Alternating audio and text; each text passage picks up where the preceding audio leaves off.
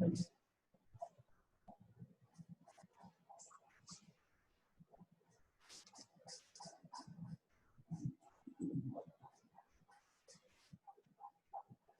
Good afternoon, everybody. Welcome you one and all to the lecture class of uses of epidemiology. In the previous lecture class, we have discussed about what is an epidemic and what are the various steps involved in the investigation of an epidemic and how to write a report in case of an epidemic. Now, coming to this ultimate end of this epidemiology classes, the final thing that we need to discuss today is uses of epidemic. So, as you know, epidemiology is derived from the word epidemic. So, epidemic is nothing but the unusual occurrence in a region of disease or specific country in India in a community, usually in a body expected occurrence. So, this epidemiology has certainly some of the uses which we need to understand, and then we'll go deeper into these things. While study of disease distribution and causation remains central to epidemiology, the techniques of epidemiology have wider application, covering many more important areas, not only related to disease but also to health and health services. In the utilitarian aspects, epidemiology has been defined as a means of learning and asking questions and getting answers that lead to further questions. So, what I mean to say is, epidemiology is in a sort of pursuit of getting knowledge by asking questions and finding answers to those questions. In this context, Jeremy Noah Morris, or Jerry Morris, as is commonly known as, a Scottish epidemiologist, has identified 7 distinct uses of epidemiology. So, Jerry Morris is a Scottish epidemiologist who has given the has identified 7 distinct uses of epidemiology, which is very beautifully described in his publication of a book where he has titled Uses of Epidemiology. They are to study historically the rise and fall of disease in the population. Number 1. Number 2, community diagnosis. Number 3, planning and evaluation. Evaluation of individual risks and chances. Number 5, syndrome identification. 6, completing the natural history of disease. 7, searching for causes and risk factors. Uses of epidemiology may come as a part of a long question like define epidemiology, write in brief the various uses of epidemiology as described by Morris. So it may come as a part of a long question, or it may come as a short note. Each individual use of epidemiology can come as a short note. For example, it can come as community diagnosis as a short note, or it can come as syndrome identification as a short note, or evaluation of individual risks and chances may come as a short note. Community diagnosis and syndrome identification are the commonly asked short note questions in the university. To study historically the rise and fall of disease in the human population. Winston Churchill said, the further back you look, the further forward you can see. Winston Leonard Spencer Churchill was a former Prime Minister of United Kingdom from 1940 to 1945. He was successfully led the First and Second World Wars, and he has quoted that the further back you look, the further forward you can see. It means if you go back in time and see the future, you can see a lot of things in future. That's what he means to say. The first use of epidemiology relates to this aspect, that is the study of the history of disease in human population. It's well known that health and disease patterns in communities never constant. Both are in a state of dynamicity, and health and disease patterns are never seen to be in a constant way or a constant method. There are fluctuations both over short and long periods of time. That's what we have as, if you talk about the disease, we have short-term epidemics, periodic epidemics, long-term or secular trends. What we are studying in time trends in descriptive epidemiology. For example, the first contribution of epidemiology to the study of coronary heart disease was an epidemic. So, Epidemiology has, in fact, when it has conducted, when it was, a study was conducted about coronary heart disease, and it was found that it was an epidemic. So, going by the lines of epidemiology, it was proved that the coronary heart disease was in fact an epidemic. Later on, many such diseases, say non-communicable diseases like accidents, cancer, and diabetes were found to be epidemic. So these are the diseases were considered to be as epidemic. Epidemiology provides a means to study disease profiles and time trends in human population. So epidemiology helps us to study disease profiles. So what is the profile of the disease and time trends in human population, which we have already discussed. Epidemiology helps in the, what you say, helped in the discovery of old diseases like smallpox, and also new diseases like Lassa fever, Legionnaires' disease, and AIDS, and which has helped us to understand about the various emerging diseases also.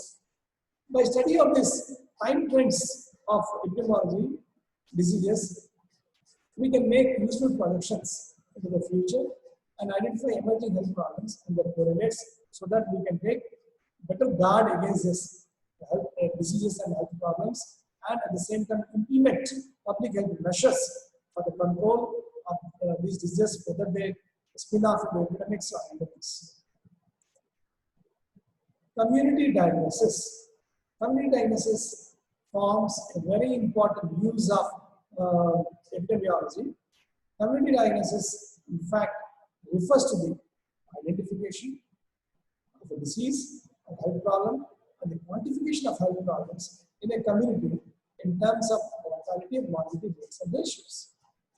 So it helps you to give a sort of quantification. It tells us what is the disease load, what is the number of disease load, what is the percentage of disease load or the death load at a particular time. And identification of the correlates for the purpose of defining those individuals or groups at risk or those in need of help. So it helps us to understand about the individuals or groups of communities who are at risk of getting the disease or who require the healthcare, whether in form of screening, whether in the form of diagnosis, or whether in the form of providing treatment facilities to those vulnerable groups. So community diagnosis refers to the quantification, identification and quantification of health problems. So you have understood that what are the various morbidity rates, like we have incidence and prevalence, attack rate, secondary attack rate. So all these are nothing but various morbidity rates. Likewise, in mortality rates, you have two death rate, specific death rates, age-specific death rate, disease-specific death rate, proportional mortality rate, case fatality rate. All are the different terms of mortality rates. And these rates, when we do that, we in fact give an idea of the amount of disease problems that can be in a particular area or in a particular country. By quantification of health problems, priorities in disease prevention and control can be made out. So when you know what is the quantity of health problems in a particular area or community, we can set priorities in disease prevention. So what will be the priorities, like whether whom to be given, whom to be screened, whom to be given the treatment, whom to be provided facilities. Priorities can be put and controls can be laid out. So what are the various controls in management and treatment that can be applied to the communities? Secondly, quantification can serve as a benchmark for the evaluation of health services.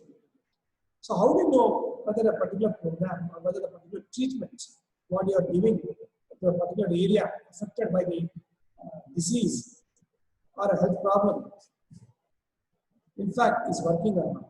So if you have a quantification of the disease or health problems in a particular area, and then you render the health services, and then again you calculate the mortality rates and ratios as a part of quantification, you try to understand the difference in the mortality rate and ratios before the treatment was given and subsequently after the treatment is given. So if the difference is more, it means it proves that the particular health program or the particular treatment protocol or the particular treatment regimen is working in the country. Thirdly, quantification can be a source of new knowledge about disease distribution, causation. So quantification helps in understanding about how the disease is distributed locally, focally, and also in a particular geographical area. What is the etiological factor that is responsible for causing the disease? What are the various vectors? And what are the various preventive methods that can be applied? What are the various screening tools that can be applied?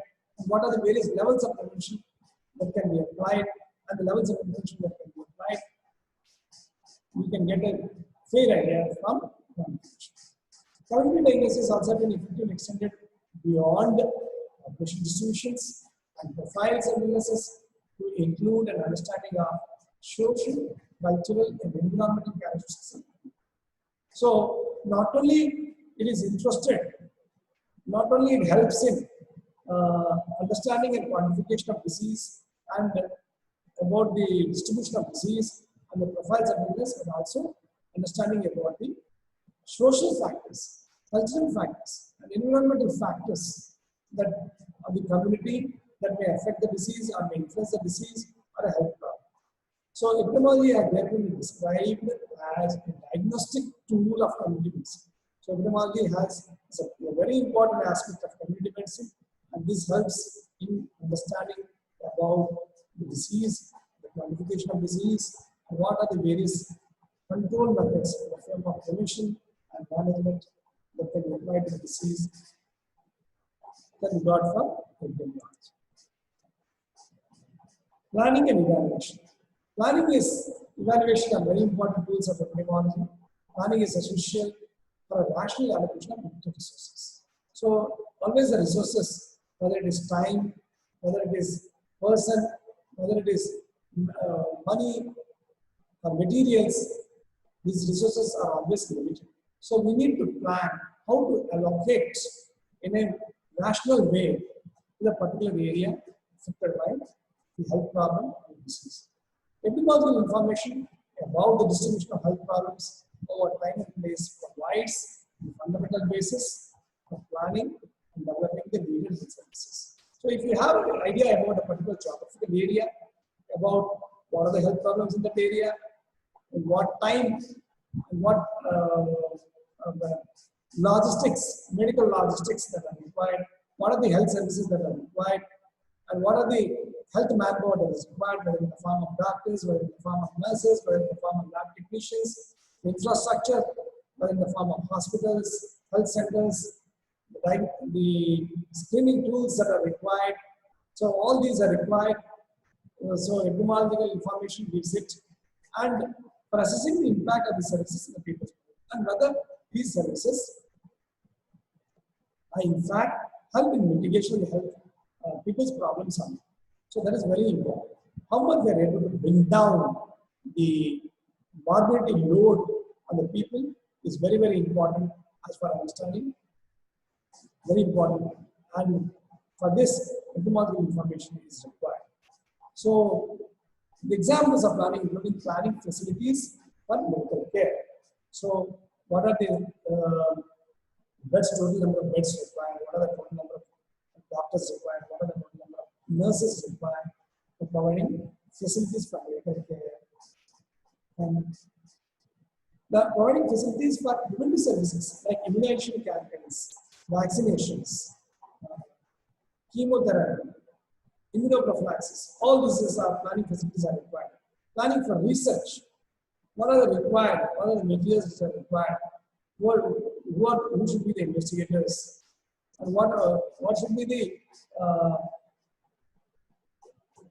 health manpower required for conducting surveys?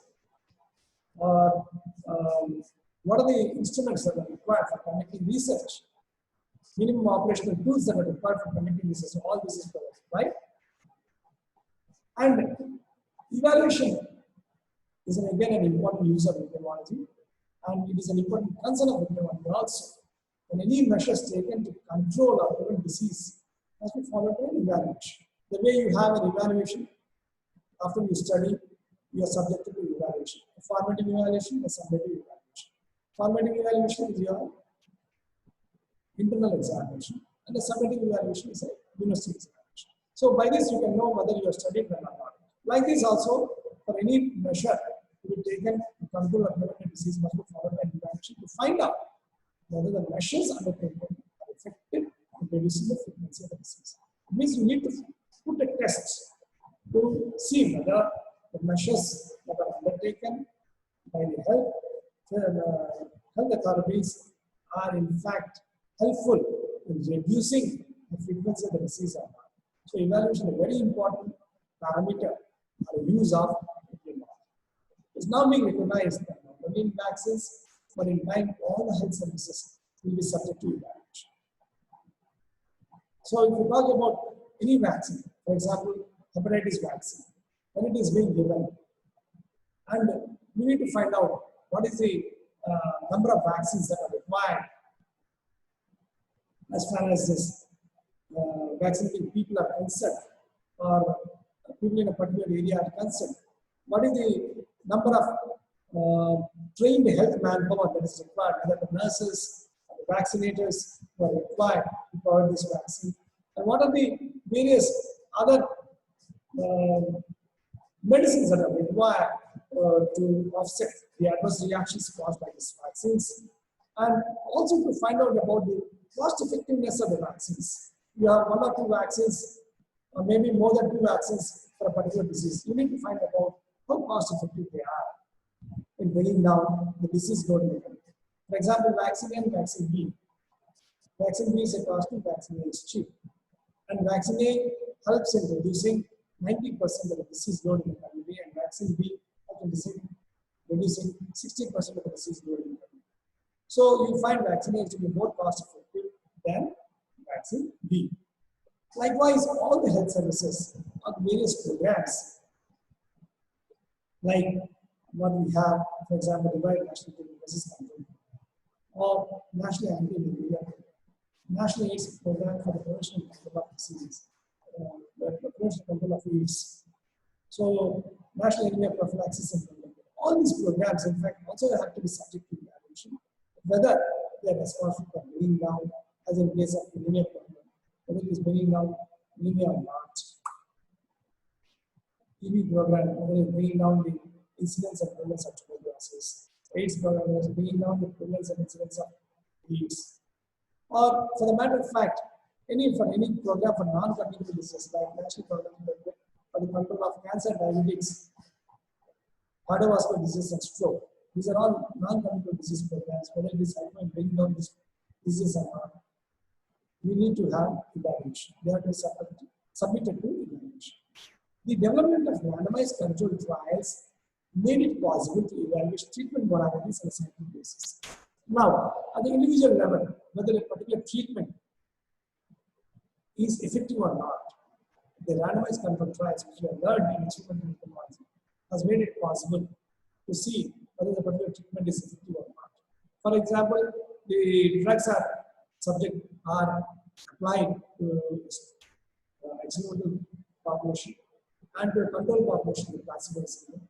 After some time, the population is followed and to see whether the disease in the population has been mitigated or gone down by the particular drug and intervention that has been given. So that is the essence of the randomized control trial, which we have discussed in the previous lecture classes, how randomized control trial is useful in understanding or bringing the effect of treatment in a particular disease. Next is evaluation of individual risks and chances. Epidemiologists calculate the incidence rate, specific rate, relative risk, and attributable risk for a factor related to the ability to the cause of disease. So, many times we calculate incidence rate, which is the number of cases, cases due to a particular disease by media population of the country. Or it can be a specific rate, or it must be a specific rate, like number of cases due to tuberculosis by media population in the country. So, these are all something about the morbidity rates, and relative risk and attributable risk, which we have understood very well in the cohort study. So, relative risk is also dealt in case control study, but in a different way, odds ratio. What is relative risk? Incidence of disease among exposed by incidence of disease among non-exposed. So, we need to find out about what is relative risk. It can be also death, incidence of disease or death among exposed. In fact, by incidence of disease or death among exposed, not exposed. So, IE by IND. Likewise, attributable risk is incidence of disease or death among exposed minus incidence of disease or death among non-exposed divided by the total divided by incidence of disease death among exposed into. So, attributable risk is a percentage. So, relative risk helps us to understand about how many times that the disease can occur in a particular group if they have the risk factor. Likewise, attributable risk helps us to what extent the disease, the risk factor can be attributed to the particular disease. The risk of bearing a mongol child and of some hereditary disorders can be found out by this epidemiology. Likewise, the risk assessment for smokers, non-smokers, for selected causes of cancer and coronary disease can be very well performed by G. So we have the various epidemiological study designs to understand this. So we have a case control study, we have a cohort study, RCT, all this risks and chances.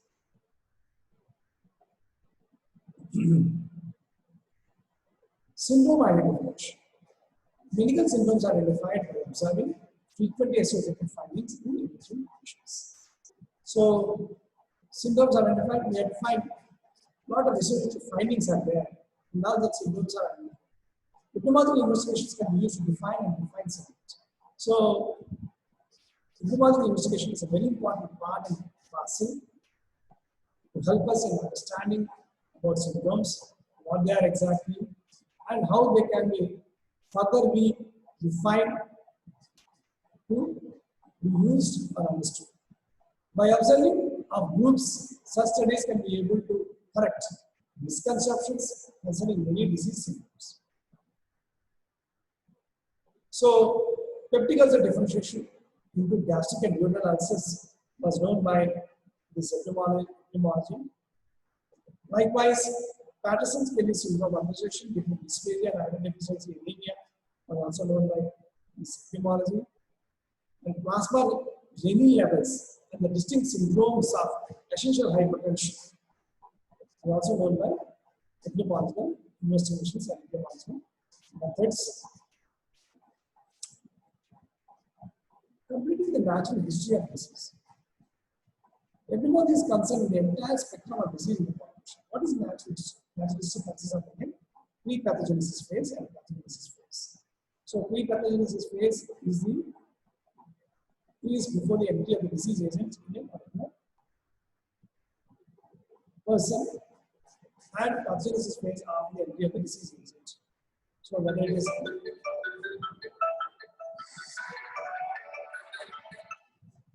the epidemiologist, by studying disease patterns in the community in relation to agent, host, and environmental factors, is in a better position to fill up the gaps in the natural history of disease than the clinician. So, epidemiologists will help in understanding about the gaps in natural history of disease. What are the gaps in understanding the epidemiologist can give, and he is better equipped than a clinician. And brilliant example is the outstanding contribution by epidemiology to the natural history of atherosclerosis in the recognition that 1/3 to 2/3 of all deaths due to ischemic heart disease are sudden, that is they occur within less than 1 hour. So by this identification, it was possible to say that it was possible to establish a lot of intensive care units in various hospitals regarding the importance of ischemic heart disease and how deaths can occur. So epidemiology has given an understanding about the disease, about the natural history of atherosclerosis, and how they are useful in understanding about this. And this can be very well be understood by this epidemiology to Epidemiological investigations have yielded a large amount of data on risk factors in relation to chronic diseases. Searching for causes and risk factors. Epidemiologists, by relating disease to interpopulation differences and other attributes of the population of cohorts examined, tries to identify the causes of disease. The contribution of epidemiology has been many in this regard. So, the epidemiology was able to, we are able to establish that Rubella is the cause of congenital defects in the newborn. So, Rubella is responsible, Rubella virus is responsible for congenital Rubella syndrome in the newborn. Likewise, thalidomide is an important agent that was given as a sedative hypnotic to the pregnant woman, and it is responsible for the causation of phocomelia in the newborn child or seal limbs in the newborn child.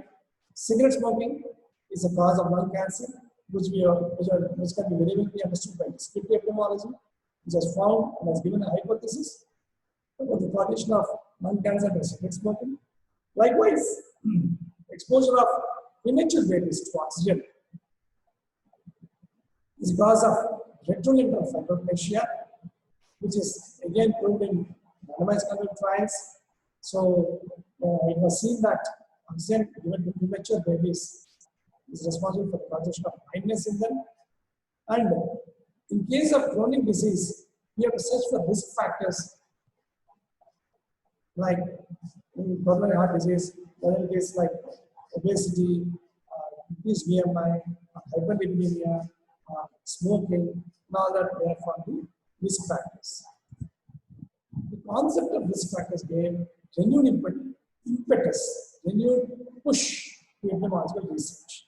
The search for causes and risk factors will be a ceaseless effort as our ignorance of disease etiology, particularly chronic disease, is profound.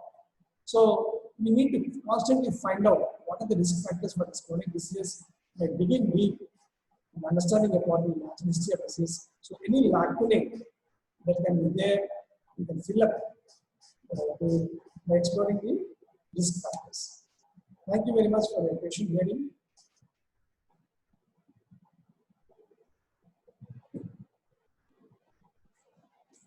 So this is a very small, short class about the understanding about the uses of epidemiology. As I said earlier, you should be able to by heart the uses of epidemiology. So uses of epidemiology as given by J.M. Morris as 17 number. They are to study historically the rise and fall of disease in the population, community diagnosis, planning and evaluation, evaluation of individual risks and chances, syndrome identification, completing the natural history of disease, and searching for causes and risk factors. Thank you for your patient hearing. We'll meet you in the next class, and please study this particular topic as it is a part of a long question, or you may get short notes. Thank you very much for your patient.